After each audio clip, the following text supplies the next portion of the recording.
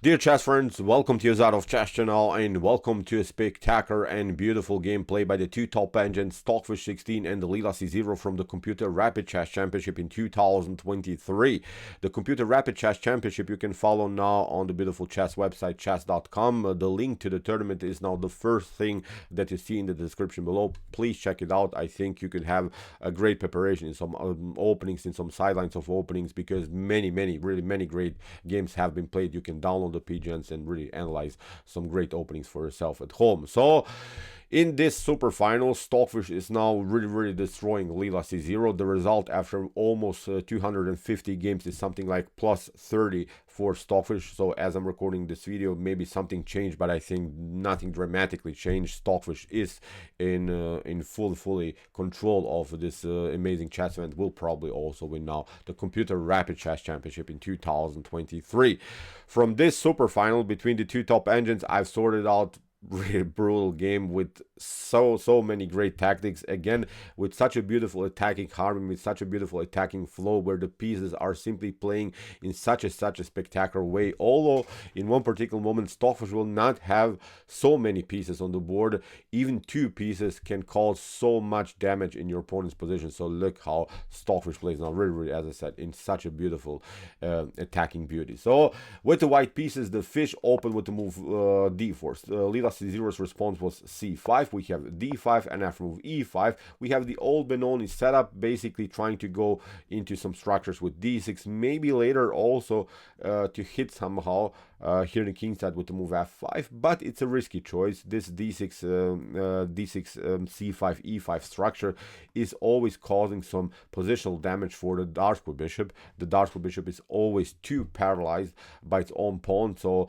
look how from the beginning Stockfish applies sort of a bad bishop strategy against this dark square bishop. So the bad bishop strategy means that what we're trying to do is, even in some lines, to trade off all of the minor pieces off the board and leave simply black with a bad dark square bishop that's, as I said, simply blocked out, simply paralyzed by its own pawn. So in the game we have e4, we have d6, knight to c3, bishop to e7, and in this opening, I think white has many great options. a4, perfectly fine. Bishop to b5, also perfectly fine. For instance, there is a positional trade of pieces after bishop to b5, bishop to d7. We can, I think, go even immediately into positional trades of pieces, because our dark square bishop would be then much more powerful, of course, than black's dark square bishop. So as I said, many great choices you have. Bishop to b5, a4, bishop to d3 is also a good choice because you're controlling the further progress of blacks on f5.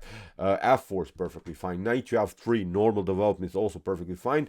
So in my opinion, this is again not a good pre-arranged opening for black. From this point on, black has now really to struggle to defend this position positionally. In the beginning, of course, this game is not so tactical immediately, but from a strategic point of view, I think black has already huge problems in the continuation. So Stockfish immediately breaks here with move f4. We have e takes f4, bishop to f4. Now both engines have structural weaknesses. Stockfish has the backward pawn on e4 as a long-term weakness. Black has, of course, always this Benonish d6 c5 structure, where always the d6 pawn is a huge position problem in the game. Knight to f6, bishop to d3, castling, knight to f3, and here rook to e8 played by Lila C0, hitting, of course, immediately the long-term weakness that we have talked about now in the beginning, the weak e4 pawn. Stockfish continues with knight to d2, simply protected. We have bishop to g4, bishop to e2, still. As I said, we would love, I think, here from white's perspective, to trade off now the light square bishops off the board, because our light square bishop on d3 is also a little bit cramped. It's a little bit also, from white's perspective, of course, is also a little bit paralyzed by its own pawn structure. So knight to h5, hitting the bishop, bishop to e3, bishop takes e2, and now queen to e2. This is a good trade for white. White get out with the queen, has also a certain flexibility to castle kingside if necessary, also castle queenside. And what the most important thing is that we are blocking out here with the move queen to e2 the potential progress of blacks. Black usually wants to play a6 b5 here, maybe storm here with 3 pawns here on this side of the board, but this concept, this idea can always be met with a4, knight to b5, queen to e2 is already controlling the square. So look at this. So far, nothing spectacular can happen here, I think, for black on the queen side. So after move queen to e2, of course, the knight is hanging. What should black do? If you try here g6, then actually we can immediately launch an attack with here g4. After knight to f6, we can even castle queenside here, because we have already advanced our pawn. Now I think h4, h5, bishop to h6, rook to g1. I don't know, maybe include some other pieces into the attack, but this could be already very risky here for black to handle. So that's why after queen to e2, knight to f6 immediately by Leela, bishop to f4. Interesting choice by the fish, trying of course here immediately the e5 breakthrough idea, improving simply our backward pawn and cracking the position where black has the weakness. Of course, it's a common theme in this Benonish structures, in this d6 c5 structures. We're trying to of course break and enter with the move e5. Knight from b to d7 controls now of course e5. Stockfish continues simply now with kingside castling, not with queenside castling, because Stockfish never really advanced here. Something on the king side never really attacked Leela on this side of the board. We have bishop to f4, f8, a4 by the Stockfish engine, controlling b5, and also preparing ourselves here the move knight to b5, maybe also hit the weak pawn on d6. Knight to e5 here played by Leela c0, and maybe from a positional point of view, maybe you can pause the video and try to see now a good positional plan for white. What would you do now in this particular position? What would be now your choice? Maybe let's practice some strategy also here, because in the end we will practice for sure some tactics, because of course the game will become tactical. I would not show you this one if this one wouldn't be really a spectacular tactical game. But from a strategic positional point of view, my question here for you is, what would you do now in this particular position? Okay, now comes the actual weakness of this particular opening that Leela c0 was forced to play. After move e5, we play bishop to e5. And as I said, we're trying to trade off so many pieces of the board until we leave our opponent, till he's left with this bad bishop on f8. It's a simple bad bishop strategy. So the bishop has really tough time to get into the game. After rook to e5, we hit the rook steps back, and now rook to e1. Look at this. White has a beautiful attacking formation. e5 is coming, d6 in some lines, of course, not immediately is coming. And what I found really interesting is that Stockfish didn't play rook from f to e1, which is of course not such a good continuation, because rook from a to e1 is the more correct way, because this rook is at least doing something already on the f file.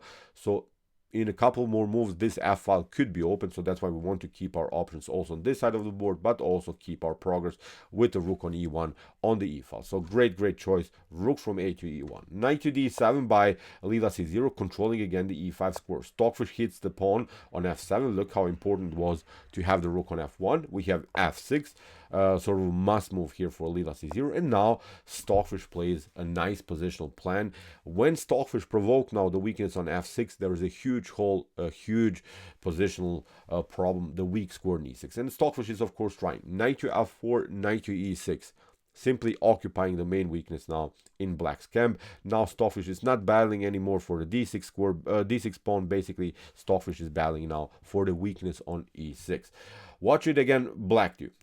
If black continues with something like, I don't know, knight to e5, this wasn't played in the game, but I think immediately knight to e5. If you play here f takes e5, then queen to f7, very dangerous. We pick up this one, so this is not working. But even if you play here the rook to e5, you don't want to maybe take out with the pawn, opening up the f file. Still you want to make progress further against this weak pawn on e4.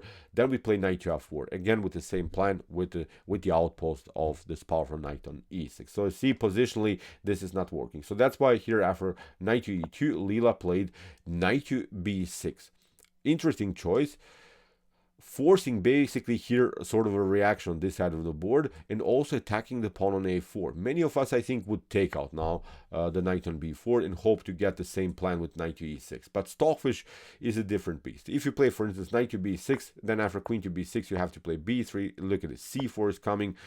Still, probably white should be slightly better because of this potential idea, knight to f4 and knight to e6. But here after move knight to b6, Stockfish played now a brilliant plan, knight to e3. Sacrificed first of all now the pawn. And from this point on, the game is becoming tactical. In the beginning, we had really sort of a positional battle, positional struggle, but now we see really a beautiful tactical collision. So after knight to e3, we have knight takes a4. Now comes this plan. Lila goes with c4. We have h4. Stockfish doesn't want to do anything here on this side of the board. Stockfish doesn't care. Stockfish has now a great attacking formation with two powerful knights, with his advanced pawn, with the possibility to include the queen into the game, with the possibility to even play some rook lifts. Rook to f3, rook to g3, rook to h3, I think are also cool tactical opportunities here for white. In the game after h4, knight to c5, knight to f5. What should you do? If you play here g6 to kick away the knight, then this one is coming. Knight to d4, again with the same plan. Knight to e6, and then followed maybe after knight takes e6 also, then knight takes e6 with this other knight. After knight to f5, here played by Stockfish 16, we have rook to e5 by Lila c0, and now comes this plan. Queen to g4. The huge threat is, of course, knight to h6. You cannot take, and then if you go with your king on h8, then you have knight to f7, the fork against the queen and the king. So that's why here king to h8 was played by Lila c0, but now h5. Simply continuing now the pressure here on this side of the board. But again, Stockfish sacrifices another pawn. This pawn on e4 is hanging, but it doesn't matter. The activity of white's pieces, I think, here is simply too much to handle. Lila accepted the challenge, says here, what's going to happen? Show me what you got, but this is not working. Stockfish plays now a beautiful, beautiful move. Maybe again now, you can pause the video, try to see now the best continuation again here for white, but take your time, because maybe you'll see the next, I don't know, 2-3 moves, but the follow-ups, I think, are more important. So take your time and find now, as I said, the best continuation here for white.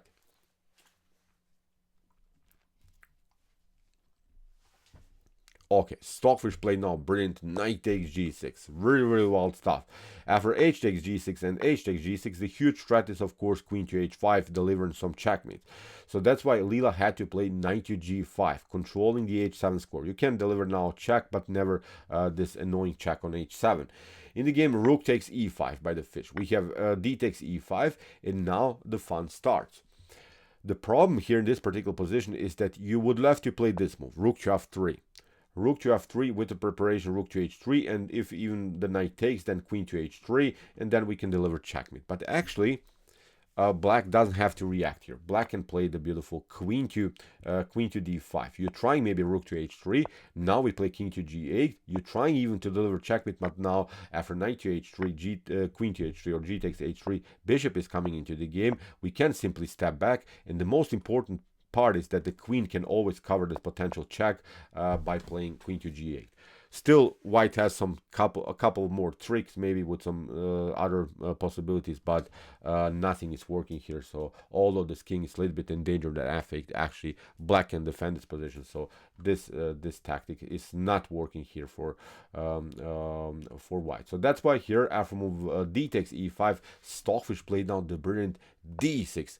d6 is very important. This move is not allowing this annoying check that we have seen now previously on c5 with the bishop, and it's also not allowing this move queen to d5 that usually after a couple of checks would cover, as we saw the king when the king escapes to f8. Then after queen to h8 you could cover then with queen to g8, like in this particular position. So now the d5 score, the most important score now in order to defend this position, is simply taken. So as I said, d6, brilliant move by the fish. We have bishop takes d6, Stockfish sacrifices the pawn, but now comes this mean plan. Look at this, rook to f3. Now comes bishop to c5, but now after king to h2, what should you do? Even if you try here knight to f3, then queen to f3, you could maybe try now to defend the position somehow, but as I said, you don't have access to the d5 square. That's now a huge difference, because in the previous line also knight to h3 was checked, so you never decoyed the queen to the f3 square that protected the d5 square. So even if you try to escape, look at this, with king to g8, then we simply play queen to c4, and then we pick up here the bishop. Dirty tactic. So After move king to h2 that Stockfish played, Leela c0 played the only defensive move, queen to d5, but now Stockfish shows its mean plan. Rook to h3, we have knight takes h3, queen to h3. Stockfish is down a whole rook, but has now a beautiful attacking harmony. We have king to g8, queen to h7, king to f8, and now look at this. Everything is falling apart. The problem is now, everyone, I think, would take here the pawn with the queen on g7, but this is not working. Actually, after a couple more moves, this should lead into a draw. You can maybe push the pawn, but now we play this one, and after a couple more moves, maybe black can also force a perpetual check with queen to h5, queen to d1. So that's why after move king to f8, actually the correct choice is to play knight takes g7. This is the way to go. Here, Leela tried to get the new defender into the game, but even if you try something like queen to g8, many of us again would play the game like this, but now look at this. Knight to e6 would be the winning idea. Queen to e6. Now we play here g7. We have to step back. We pick up here. We pick up the queen after the promotion on g8. We pick up also here in the next couple moves. Probably at least one of these pawns here. We can pick up maybe the pawn on b7.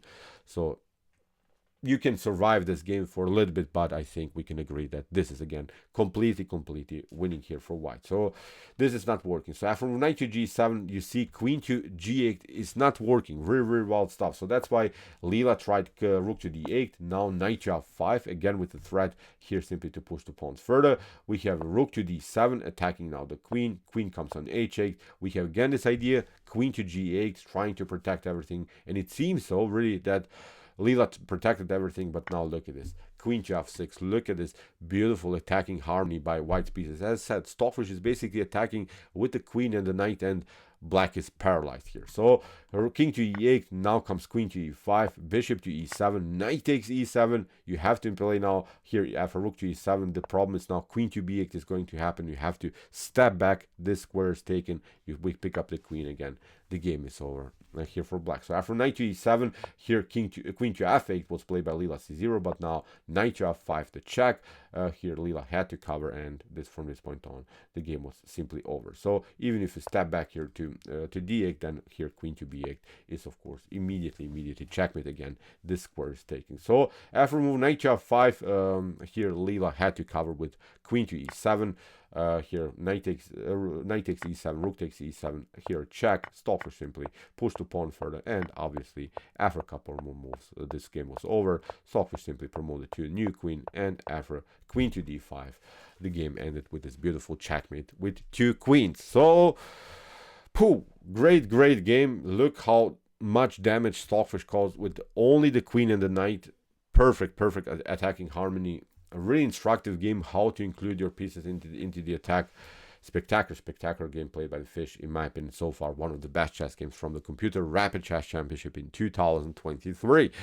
Okay, I hope that you enjoyed this game. I really enjoyed it a lot. Interesting ideas of the old Benoni defense. If you want to see more spectacular chess endgames like this, check out our coverage so far. Here's the link of our playlist, and if you like this content, don't forget to subscribe to my channel. See you soon with some more videos, and what do we say? Chess is the best, of course.